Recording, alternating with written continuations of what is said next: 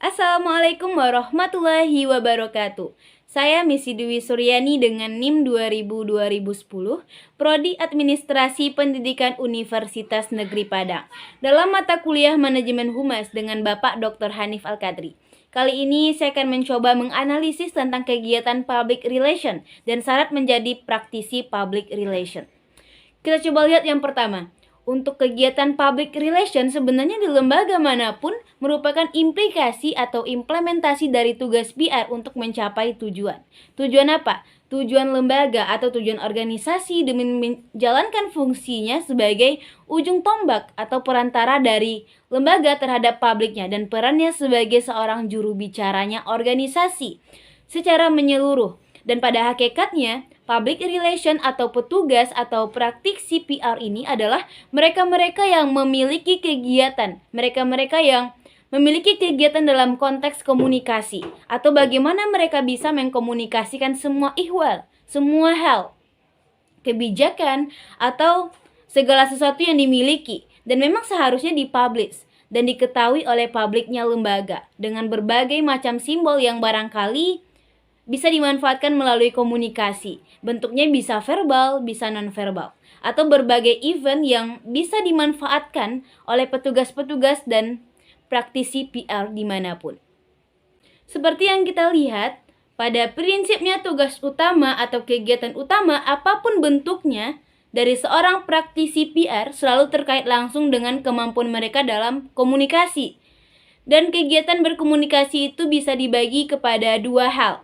Yang pertama dalam bentuk verbal dan yang kedua bentuknya adalah non-verbal. Dan sebagian besar adalah pekerjaan yang dimulai dilakukan oleh praktisi PR ini di dalam hal menulis.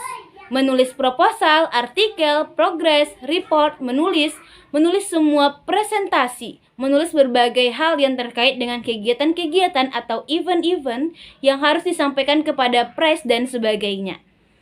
Apakah dalam bentuknya berita atau memang mempublishkan hasil karya, hasil produksi lembaga tersebut. Nah, sedangkan verbal lisan adalah jumpa press, open house, presenter, dan lain sebagainya, dan secara umum selanjutnya dimanfaatkan oleh praktisi public relation dimanapun mereka. Sementara dalam bentuk komunikasi nonverbal, itu meliputi berbagai hal, mulai dari penyelenggaraan pameran atau seminar, special event, riset, apakah di dalam ataupun di luar lembaga. Ada istilah main activity atau aktivitas utamanya kita ambil dari satu pendapat dari Ruslan. Dia menegaskan bahwa main activity dari praktisi PR di sebuah lembaga itu minimal ada 3. Yang pertama adalah sebagai komunikator. Public Relation Officer atau praktisi PR ini seharusnya memiliki kemampuan untuk menjadi seorang komunikator yang handal, apakah secara langsung ataupun secara tidak langsung. Yang kedua adalah mengaktiviti dari seorang PR-nya lembaga mereka itu adalah sebagai backup-nya manajemen. The public relation must support other activity like management, promotion, marketing.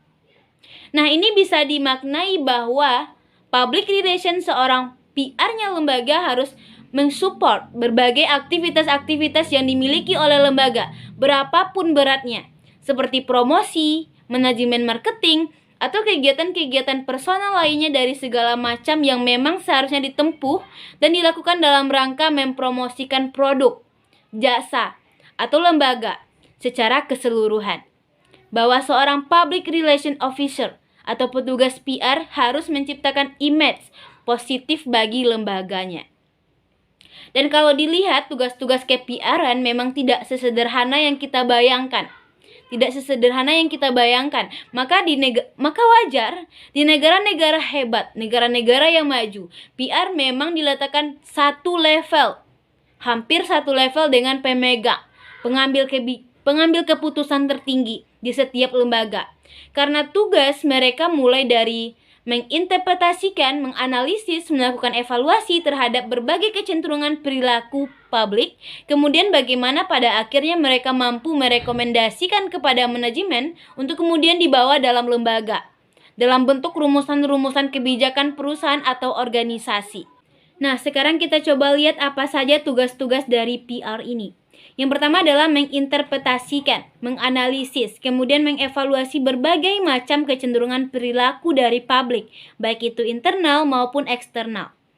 Menurut kecenderungan, publik itu sebenarnya bisa diklasifikasikan oleh Frank Jeffkin menjadi 4 situasi.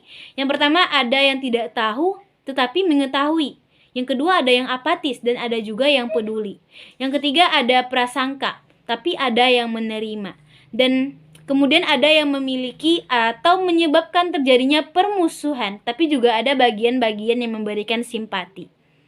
Yang kedua adalah mempertemukan kepentingan organisasi atau lembaga dengan kepentingan publik dalam kondisi yang manapun tugas ini menjadi sangat berat.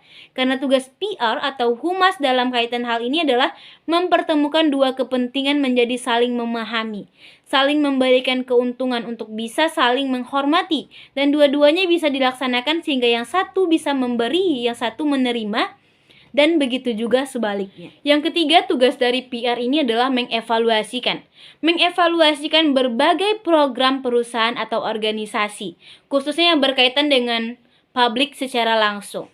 Nah, tugas evaluasi ini mengisyaratkan kedudukan dan wewenang PR yang sangat tinggi dan luas.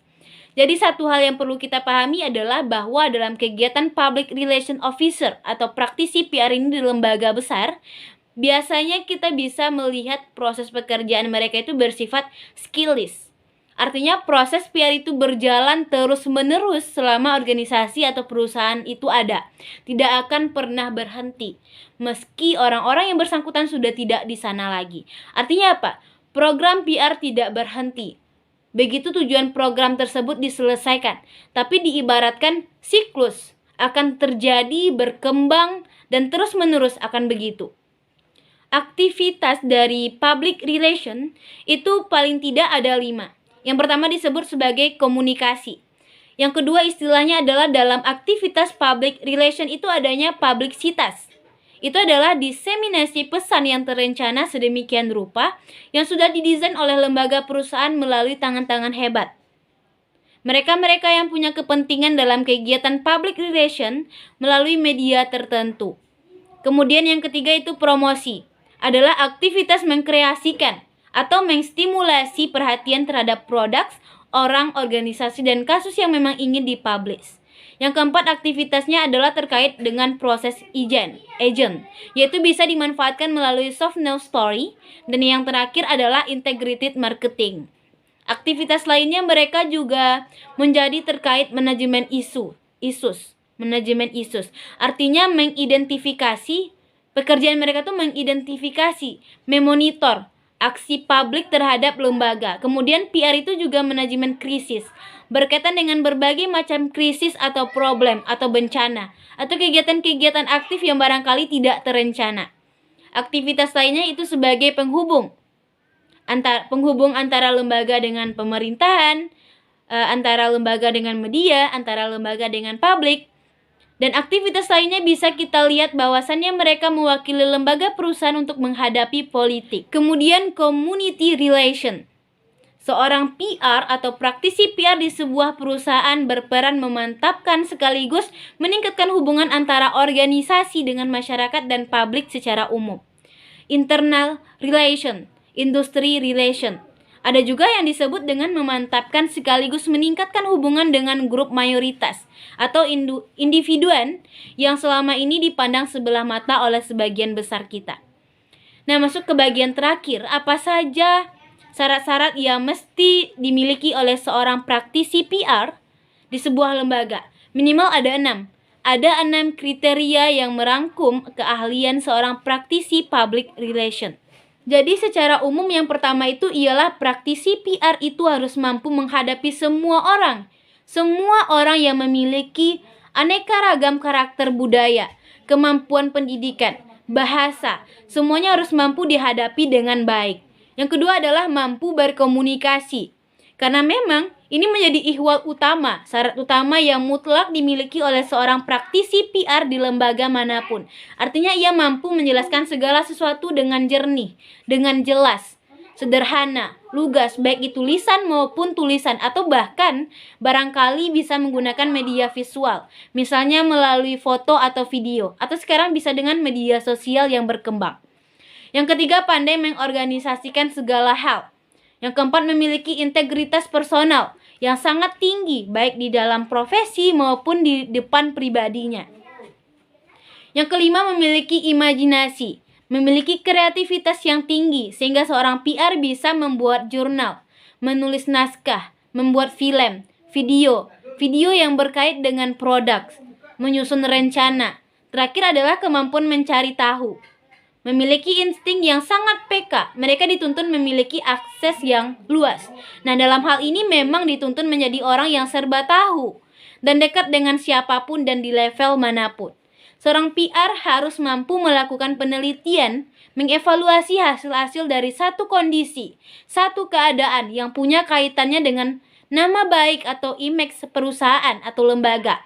Kemudian belajar dari hasil-hasil tersebut untuk kemudian didesain, didata, untuk dibawa ke pusat atau lembaga menjadi satu segmen, diperbincangkan sehingga menjadi keputusan-keputusan yang bijak, pada akhirnya memberi dampak dan efek yang baik. Cukup sekian analisis dari saya. Saya akhiri dengan wassalamualaikum warahmatullahi wabarakatuh.